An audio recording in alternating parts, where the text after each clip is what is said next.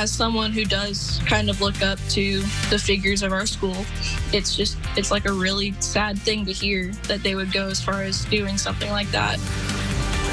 Tonight, internal emails are raising new questions about a high school's fire drill and its impact on a student walkout. Call 6 Investigates is talking to students who supported that protest. Good evening to you here at 6 o'clock. I'm Mark Mullins, broadcasting tonight from my home studio. And I'm Amanda Starantino at the WRTV studios. First tonight, Indiana has confirmed 38 new deaths from COVID-19. The State Department of Health says 1,482 Hoosiers have now died from the coronavirus since the pandemic began.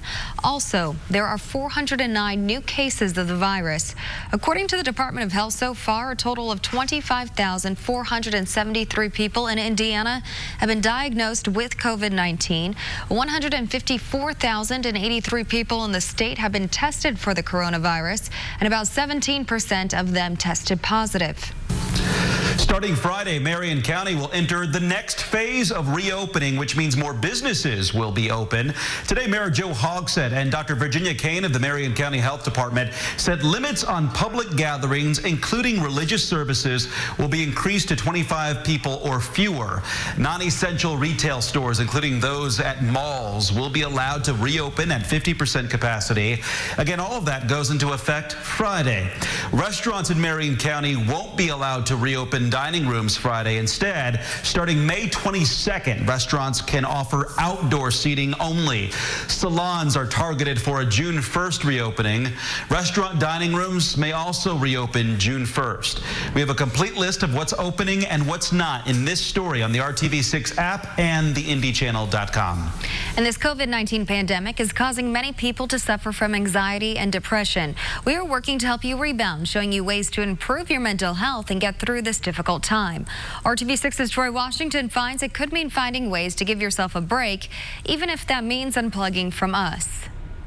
Do not allow the outer world to affect your inner peace.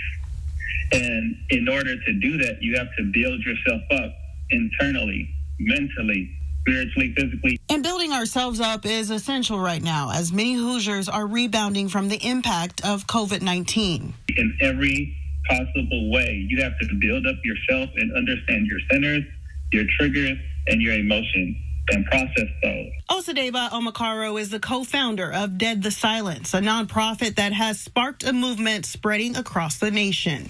We just kind of developed over time and evolved into what it is Dead the Silence now. It's a loud message born out of despair. His founding partner, Anthony Duncan, lost his sister to suicide. She silently battled anxiety and depression before cutting her life short. One thing that we're doing with Dead the Silence is we've created a May Mental Health Challenge. In observance of Mental Health Awareness Month, they want to change people's outlooks, and they're using social media to do it. Each day during the month of May, there's a different task.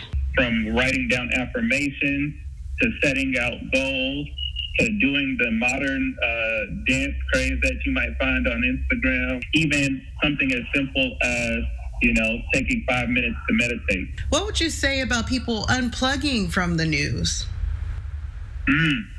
I think unplugging from the news can be a good thing if it's impacting you negatively. That's right. There's nothing wrong with relaxing and giving yourself some time to unplug, even from us. Sometimes you have to take time to rest and sharpen the saw, which is your mind or your spirit. Working for you, Troy Washington, RTV6. Also, Hoosiers can now use a free online mental health portal. Find out how to access it when you read this story on the IndyChannel.com and the RTV6 app. As teachers and parents are adapting to the new dynamics of e-learning, RTV6 is sharing how one educator wanted to give back. Stephanie Wade shows us how a woman is giving teachers tools to manage the stress and the difficult emotions caused by COVID-19. Hi, and welcome to day 10. In a video series. Closing out about week 6 of at-home learning. Social emotional learning coach for Washington Township Schools, Madeline Mason, is arming teachers with tangible tools they can practice at home. We do a lot of breathing exercises. We do some visualization. She teaches them mindfulness and coping mechanisms, recognizing teachers are experiencing new stressors, navigating the digital world, completely transitioning to e-learning. It's like we went from 0 to 100 pretty much overnight. I've experienced a lot of teachers just feeling like they aren't doing enough. My whole aim all year long is to prepare students for not only the high stakes test, but the next year, and to make sure I can fill in any gaps, make sure they're thoroughly prepared and they can move on successfully.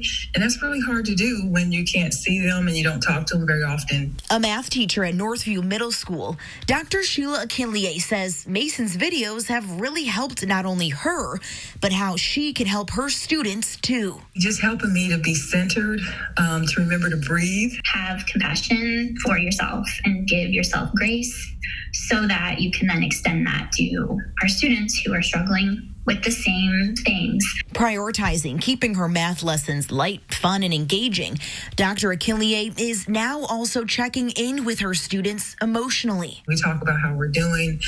We talk about what's going on in our lives. Sometimes it's a lighthearted discussion about coronavirus, any questions they have, just whatever they really feel like talking about so that they don't feel confined. Saying the need for some uplifting is huge right now. We need our teachers, we need all of our people to be well, to connect with our kids and to keep our world going. Working for you, Stephanie Wade, RTV6. Anyone can access these tools and videos. They're on the Madeline Mason's YouTube channel, and you can find that by simply searching her name on YouTube. Internal emails are raising new concerns about how school leaders handled a student walkout at Tri-West High School. In March, dozens of students protested the Northwest Hendricks School District's firing of a school attendance secretary. But students and parents became suspicious when school leaders held a fire drill at the same time as the walkout.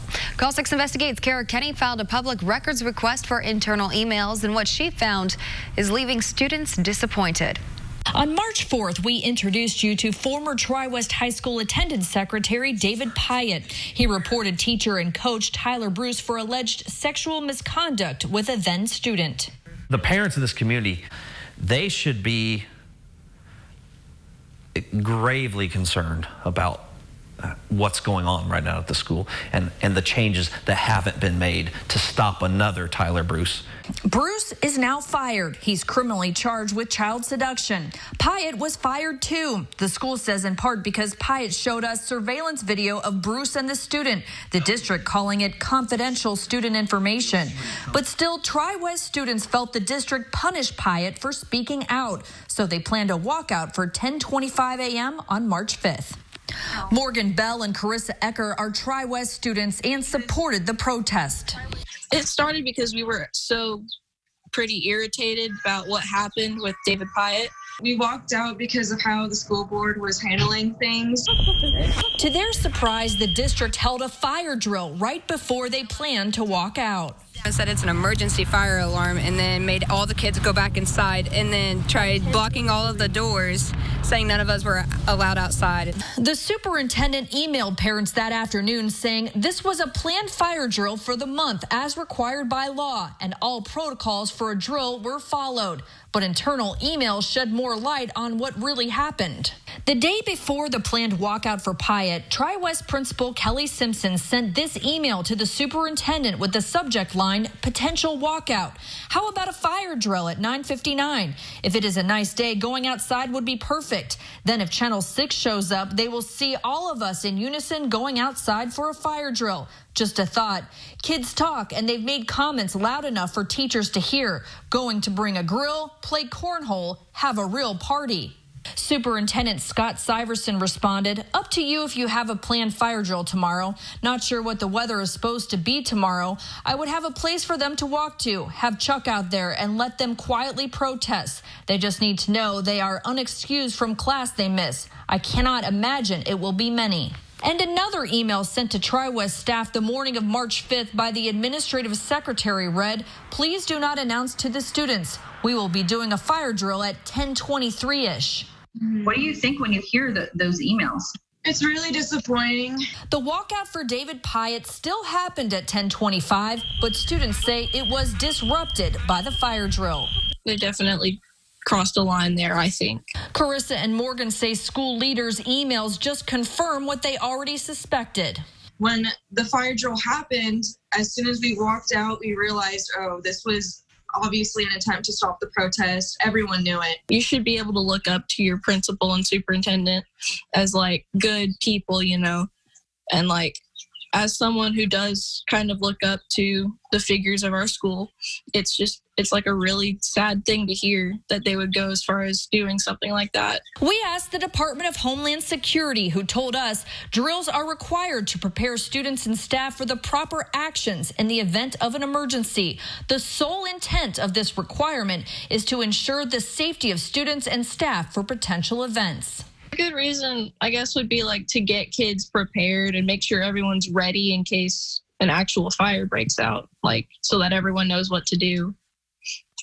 Do you think that was the goal? No.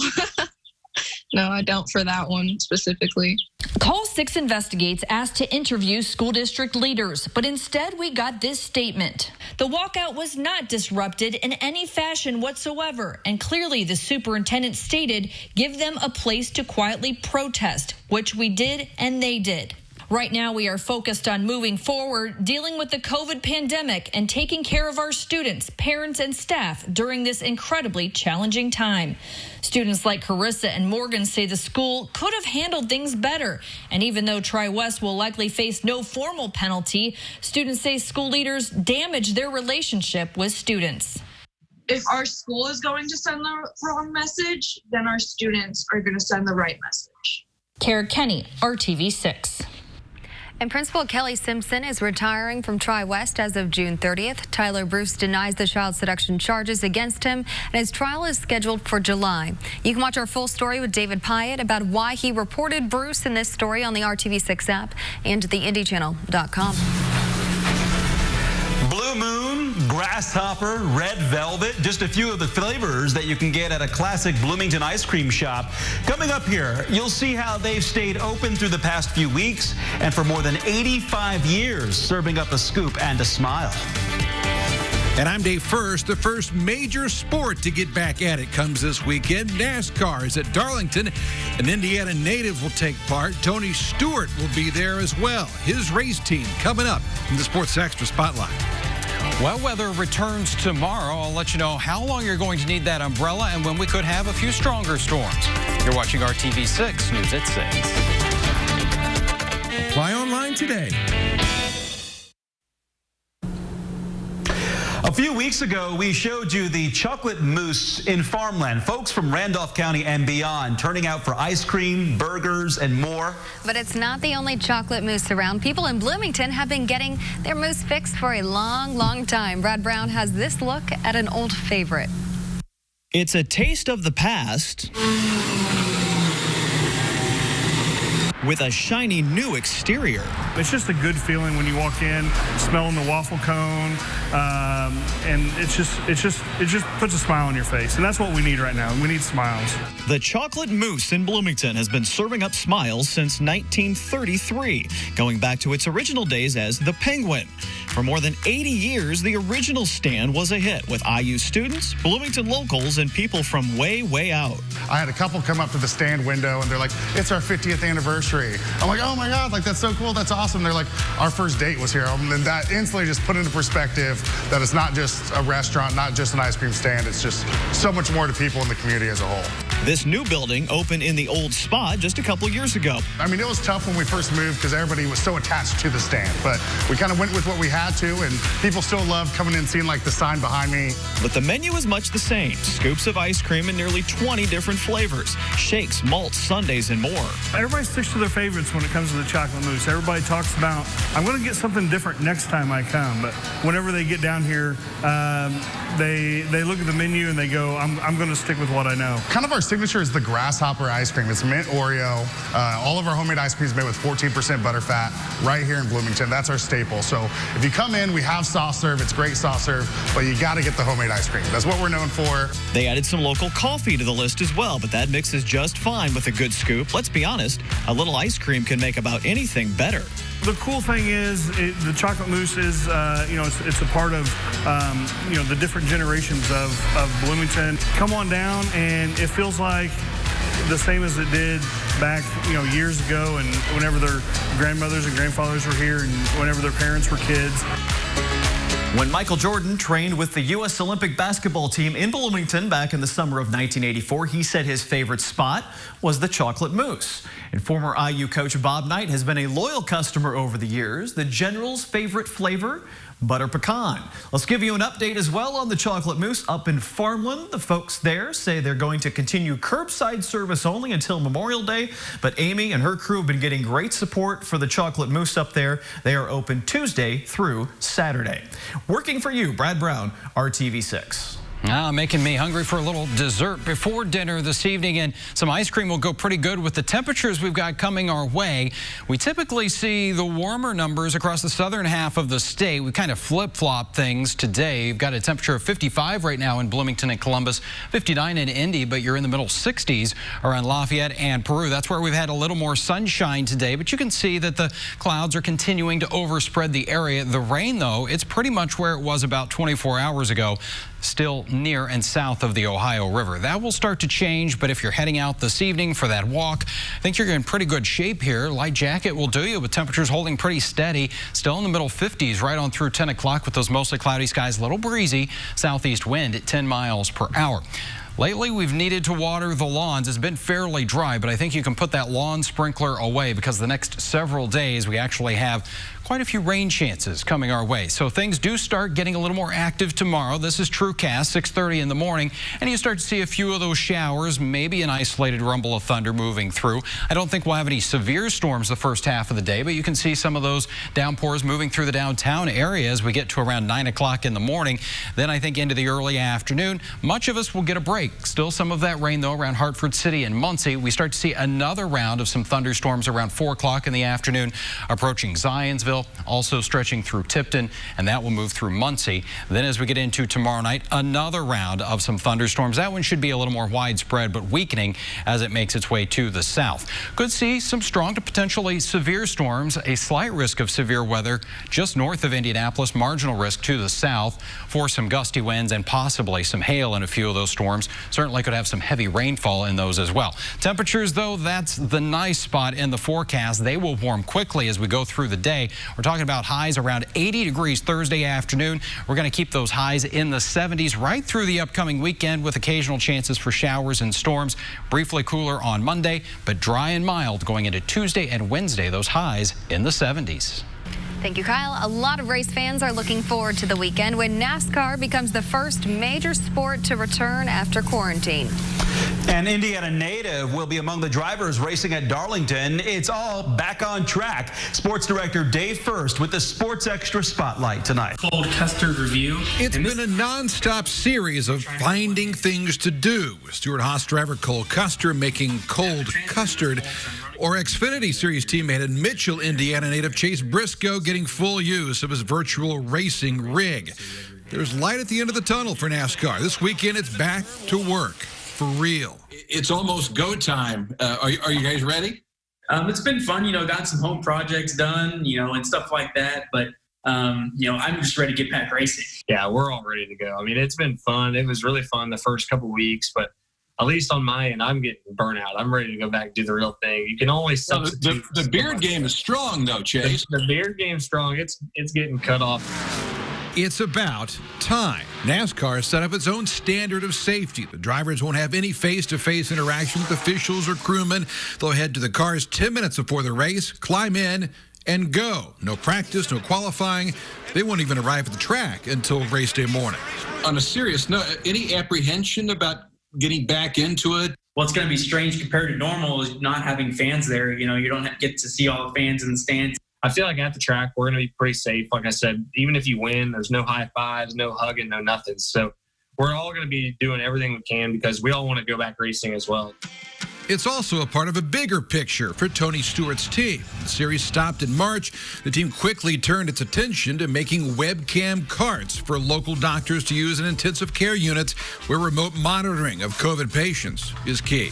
Obviously, we have a lot of fabricators. We have a lot of CNC machines, so we can make just about anything. Between doing that and then even we've been using the race haulers to transport stuff just because we can put so much stuff on them.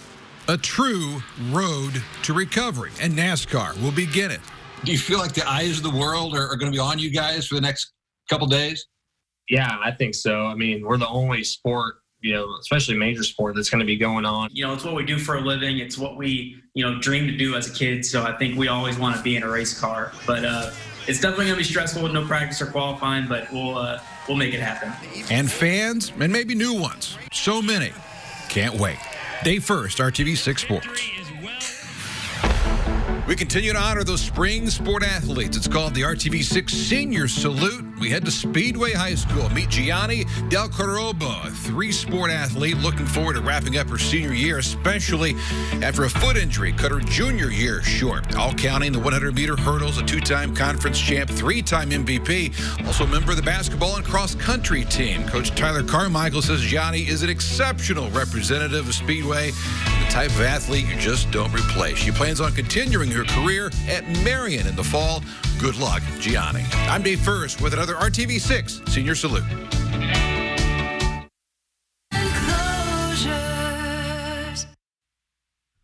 Much warmer tomorrow. Temperatures already in the mid-70s at noon. We'll top out close to 80 degrees, and we'll be watching a couple of chances for storms through the day.